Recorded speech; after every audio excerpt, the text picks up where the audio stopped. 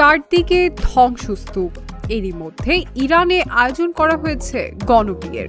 জানা যায়, যুক্তরাষ্ট্র ও ইসরায়েলের বিরুদ্ধে যুদ্ধে জীবন উৎসর্গ করতে প্রস্তুত এমন ইরানিদের নিয়েই আয়োজন করা হয়েছে এই গণবিয়ের। গণবিয়ের আয়োজন করা হয় গত সোমবার রাতে। রাজধানী তেহরানের বিভিন্ন এলাকায় বিয়েতে অংশ নেন শত শত বরকনে।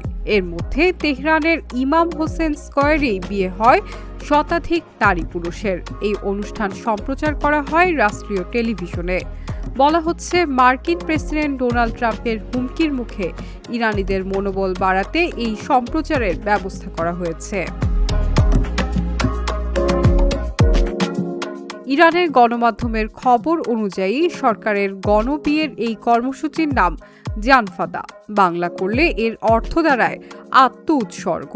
এই কর্মসূচিতে যোগ দেওয়া ইরানিরা যুদ্ধে নিজেদের জীবন উৎসর্গ করতে প্রস্তুত। যেমন যুক্তরাষ্ট্র বা ইসরায়েল যদি ইরানের কোনো বিদ্যুৎ কেন্দ্রে হামলা চালায়, তখন ওই কেন্দ্রের বাইরে মানব ঢাল হয়ে দাঁড়াবেন তারা। সোমবার রাতে ইমাম হোসেন স্কয়ারে বরকনেরা হাজির হন সামরিক বাহিনীর জিপ গাড়িতে করে। সেগুলোতে ছিল মেশিন গান লাগানো। বিয়ের মঞ্চ ছিল বেলুন দিয়ে সাজানো।